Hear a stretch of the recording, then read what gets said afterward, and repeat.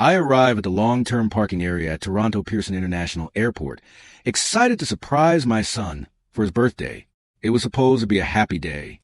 I had flown in from Vancouver just for this. But as I walked through the rows of parked cars, something caught my attention.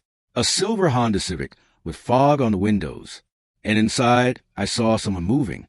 I walked closer. My heart stopped. It was my son. My son Michael was sleeping in the back seat with his twin boys, Nathan and Oliver, lying beside him under one blanket in an airport parking lot. In March, I knocked on the window.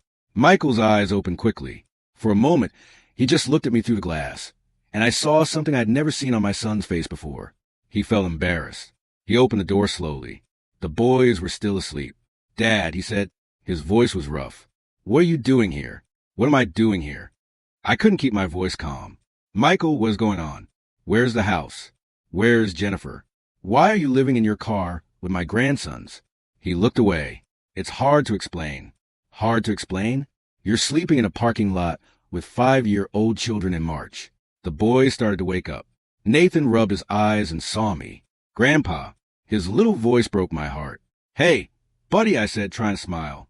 "Why don't you and Oliver come with Grandpa to get some breakfast? Your dad and I need to talk." An hour later, the boys were eating pancakes at the airport Tim Hortons while Michael and I sat at a different table. He looked thin, tired, and beaten down.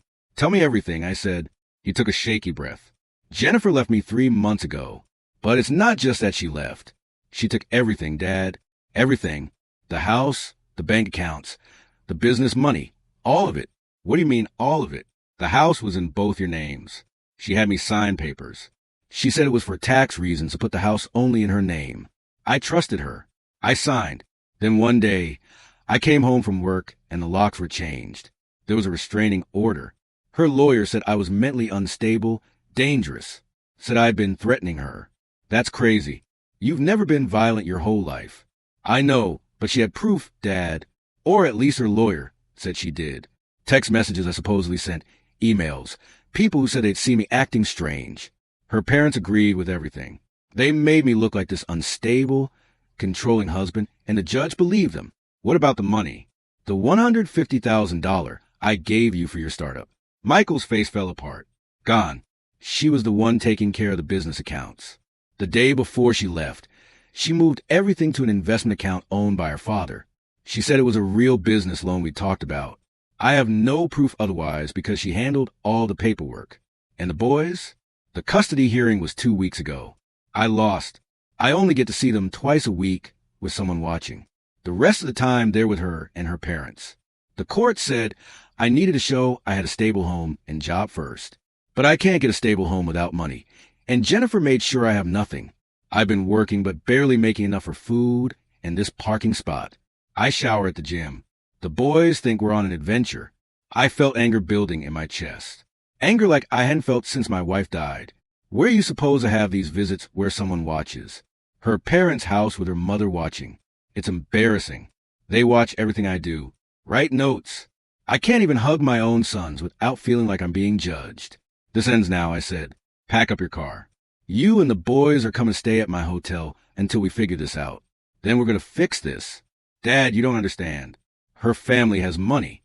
Her father, Douglas, builds and sells houses for a living. They have lawyers. Good lawyers. I can't fight them. Maybe you can't, but we can." That night, after the boys were asleep in a hotel room, I sat at the desk and started making phone calls. First my lawyer in Vancouver, Paul Chin, who I'd known for 30 years. Then to an old friend, Detective Sarah Morrison with Toronto Police, who owed me a favor from years back when I'd helped her son get into college. "Paul, I need you to tell me the best family lawyer in Ontario. Money doesn't matter. What's going on, James?" I told him everything. When I finished, there was a long pause. "This sounds like stealing," Paul said. "The business account transfers, the fake documents, the planned testimony. If what Michael says is true, this isn't just a custody fight. This is organized theft. You need someone who handles both family law and financial crimes." He gave me a name. Rebecca Hart, one of the top lawyers in Toronto, who works on difficult custody cases with financial abuse. Her starting fee was expensive. I didn't care. The next morning, I met with Rebecca. She was in her 40s, with sharp eyes and a no-nonsense attitude. "Tell me everything," she said, and I mean everything. Don't leave out details you think don't matter. I told her Michael's story. She took notes, asked specific questions, then leaned back in her chair. Here's what we're dealing with, Rebecca said. Your son's ex-wife and her family have done what we call financial bullying with parental manipulation. They've carefully taken away his money, his reputation, and his access to his children, the text messages, the witnesses, the mental health accusations. This is a plan. I've seen it before. Can we prove it? That depends. Do you have any paperwork from the business? Bank statements, emails, anything? I have the wire transfer receipts from when I gave the money. Emails from Michael about the business plan. But Jennifer handled most of the business accounts. That's a start. What about Michael's mental health? They're saying he's unstable. Does he have any medical records proving he's not? He was seeing a therapist last year, not because he was unstable, but because work was stressful. He was trying to handle the pressure of the startup. Rebecca nodded. That's actually good. Therapy records showing he was actively managing stress prove the opposite of what they're claiming. We need those records. We also need to do a detailed money investigation of the business accounts. If money was moved out wrongly, we'll find it. And we need to question the witnesses who said Michael was unstable. I promise their stories won't hold up when we ask hard questions. How long will this take? Months, maybe longer. Family court moves slowly. But in the meantime, we can file an emergency request to change the custody arrangement. If we can show that the boys are in a stable home with you and Michael, and that Jennifer got custody through lies, we might be able to get temporary shared custody while the case continues. Do it. Over the next 2 weeks, I became a man on a mission. I rented a 3-bedroom apartment in Mississauga, furnished it, and signed Nathan and Oliver up for a school nearby. Michael got a job with a tech company, a former co-worker who believed in him. I made it my job to build the case. I drove to Michael's old workplace and talked to his co-workers. Every single one of them was shocked by the accusations. Michael unstable? That's ridiculous, said Tom Rodriguez, his former business partner. He was the calmest person in the room during a crisis. Jennifer was the explosive one. I remember her screaming at him in the office once because he worked late. Would you be willing to tell that to the court? I asked. Absolutely. I found a therapist, Dr. Lisa Patel. She couldn't share Michael's records without his permission, but Michael signed the release immediately. When Dr. Patel gave us her notes, they showed a clear picture of a man dealing with normal work stress, using healthy ways to cope with zero signs of being unstable or aggressive. Then I started researching Jennifer's family. Her father, Douglas Whitmore, built and sold houses in Oakville. On the surface, everything looked normal, but my detective friend Sarah did some checking. James, Douglas Whitmore has been investigated twice by the Financial Transactions and Reports Analysis Center Canada, both times for suspicious large cash deposits. No charges, but warning signs. And get this, 3 years ago, a business partner sued him for stealing. The case was settled out of court. Sealed records. Can we use that? Depends on what your lawyer can find, but it shows a pattern. Rebecca hired a money expert, Martin Wu. It took him 3 weeks, but he followed every dollar of Michael's business accounts. What he found was terrible. The $150,000 I'd given had been moved to an account owned by Douglas Whitmore, labeled as a business loan. But there was no loan agreement, no terms, no repayment schedule, nothing in writing. Just a transfer made the day before Jennifer filed for a restraining order.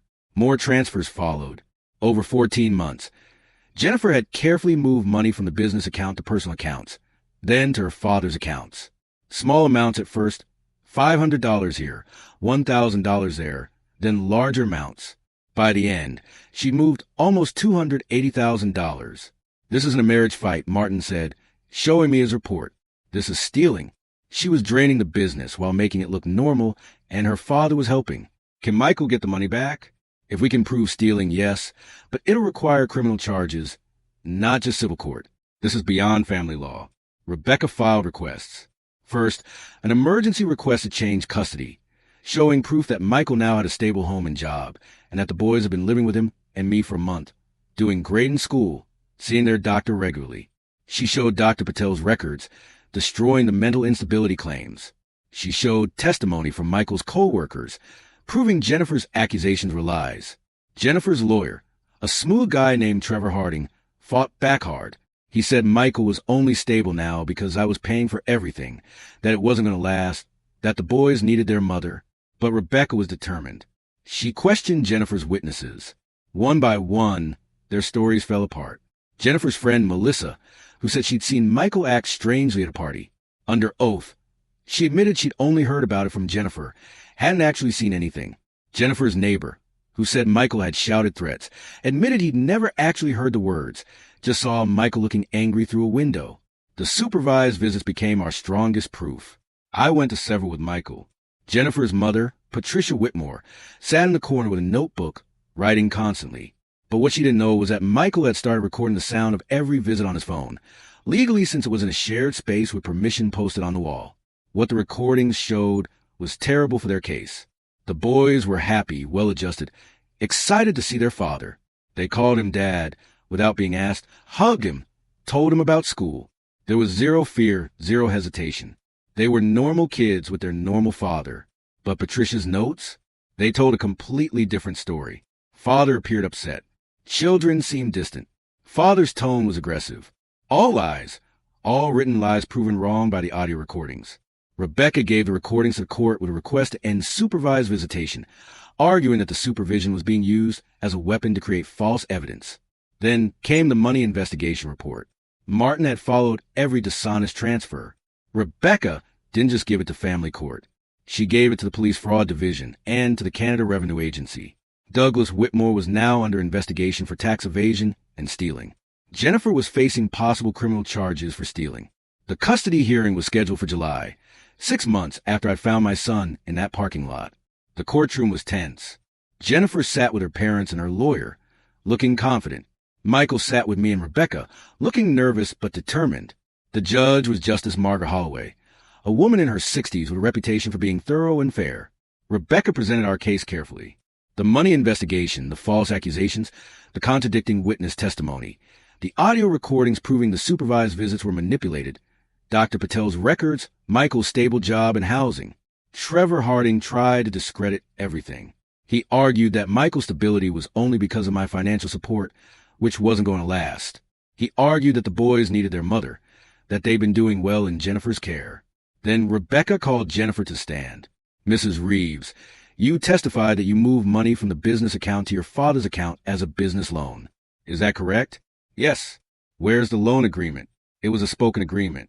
A spoken agreement for $150,000? Yes. My father was helping us during a difficult time. Why was it difficult? According to bank records, the business was making money. Income was strong. Jennifer hesitated. Michael was spending recklessly. On what? I don't know. He handled expenses. Rebecca pulled out bank statements. These records show that Michael's personal spending was consistent and reasonable. Rent, groceries, utilities, transportation. Meanwhile, your personal credit card statements show charges at expensive restaurants, boutiques, spa services, totaling over $30,000 in 6 months. Would you call that reckless spending? I deserve to enjoy the success of the business. Was it your business? Or was it a joint project with your husband funded by his father's investment? It was joint. Then why did you move the money without his knowledge or permission? He knew. Rebecca pulled out phone records. Your phone records show no calls or text to Michael on the day of the transfer. No discussion. The transfer happened at 9 a.m. Michael was at a client meeting across town. How did he know? Jennifer's face turned red. I don't remember the exact details. Convenient. Let's talk about the mental health accusations. You said Michael sent threatening text messages. Where are these messages? I deleted them. I was afraid. You were afraid. So you deleted the proof, but you kept screenshots to show your lawyer. Yes. The screenshots you gave have been studied by a digital technology expert. They show signs of being changed. Timestamps don't match with phone records. Message threads are incomplete. In fact, the data shows these images were created on a computer, not captured from a phone. Would you like to explain that? Trevor Harding objected. The judge said no. Jennifer stammered. I don't know. Maybe my phone was acting up. Or maybe these messages were made up. The courtroom was silent. Rebecca continued. You also said Michael was mentally unstable. Yet, Dr. Lisa Patel's records, which we've given to court, show no signs of instability. In fact, they show a man actively managing normal work stress. Were you aware of these records when you made your accusations? No. Did you ever encourage Michael to see a therapist? No. So you claim he was unstable, but you never encourage him to get help. And when he did get help on his own, you use it against him. Jennifer didn't answer. Rebecca turned to the judge. Your Honor, what we have here is a deliberate, planned effort to destroy a father's relationship with his children while stealing his money. The evidence is overwhelming. Dishonest money transfers, made-up text messages, false accusations, manipulated supervised visit reports. Jennifer Whitmore and her family have used the family court system for money. Trevor Harding stood. Your Honor, my client made mistakes, but her main concern has always been the safety of her children. Rebecca shot back. If her main concern was the children, why did she let them believe their father abandoned them? Why did she limit his contact? Why did she create a situation where those boys thought their dad didn't want them? The audio recordings show children who love their father, who are happy to see him. That's not the behavior of children who've been protected from an unstable parent. That's the behavior of children who've been lied to. Justice Holloway looked at Jennifer. Mrs. Whitmore, I've reviewed all the evidence. The money investigation, the digital analysis, the witness testimony, the audio recordings. I find it deeply troubling that you've made serious accusations against your ex-husband without real proof. I find it even more troubling that money was moved out of a jointly owned business without proper paperwork or permission. She turned to Michael. Mr. Reeves, I've also reviewed Dr. Patel's records and your current living situation.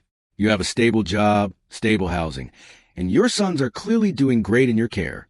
I see no evidence of the instability claimed by your ex-wife. She picked up her gavel. I'm ordering an immediate change of custody. Joint legal custody will be shared equally between both parents. Physical custody will be split 50-50 with both parents having equal parenting time. Supervised visitation is ended. Mr. Reeves will have unsupervised access to his children starting immediately. Jennifer gasped. Her mother stood up. Your Honor, this is outrageous. Sit down, Mrs. Whitmore. I'm not finished. I'm also ordering that Jennifer Whitmore pay back the amount of $280,000 to Michael Reeves, representing money wrongly moved from the business account. If the money is not paid back within 90 days, I will authorize taking a property. Furthermore, I'm sending this case to the Crown Attorney's office for possible criminal prosecution. This court does not accept fraud. She struck the gavel. We're done. Michael's knees buckled. I caught him. He was crying. Not sad tears, relief tears. Outside the courtroom, Nathan and Oliver ran to him. They'd been in a waiting room with a social worker. Michael dropped to his knees and hugged them both, holding them like he'd never let go. Daddy, are we going home? Nathan asked. Yeah, buddy, we're going home. 3 months later, Jennifer's father, Douglas, was charged with stealing and tax evasion. Jennifer herself faced charges of stealing. Her lawyer made a deal where she'd pay back the money and avoid jail time in exchange for admitting guilt on lesser charges. The money came back, most of it anyway. Legal fees had eaten a chunk, but Michael had enough to start over. He started a new business, this time with strong contracts and a lawyer reviewing everything. Nathan and Oliver split time between both parents, but Michael had them more often than not. Jennifer had clearly checked out, more interested in fixing her own life than being a mother. I stayed in Toronto, rented a condo near Michael's place. I see my grandsons 3 times a week. We go to the park. I help with homework. I'm teaching them to play chess. One evening, about a year after that day in the parking lot, Michael and I were sitting on my balcony while the boys played inside. He looked at me. I never thanked you properly, he said. You don't need to thank me. Yes, I do. If you hadn't shown up that day, if you hadn't helped me fight, I'd still be living in my car. Or worse, I'd have lost my boys forever. You're my son. That's what fathers do. He was quiet for a moment. I thought I'd lost everything. My wife, my home, my business, my kids. I thought I was the problem. That maybe I really was unstable, and everyone else could see except me. You were never the problem. They wanted you to think that. That's how abusers work. They make you doubt yourself. I know that now, but for months I believed it. The court believed it. Everyone believed it except you. I know my son. I've known you since the day you were born. I know who you are, and you're not what they tried to make you out to be. He nodded. We sat in silence, watching the sun set over Toronto. Dad, he said after a while. Yeah, thank you. I reached over and squeezed his shoulder. You'd have done the same for your boys. He smiled. I would, because I learned it from you.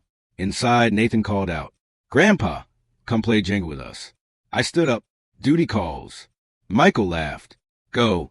I'll order pizza. I walked inside to where my grandsons were building a shaky tower of wooden blocks. Oliver looked up at me and grinned. Grandpa, don't let it fall. I sat down carefully. I won't, buddy. I won't let anything fall. And I meant it. Not just the tower. Not just this moment. I meant all of it. This family, these boys, my son, I protect them no matter what. Because that's what family does. We don't let each other fall.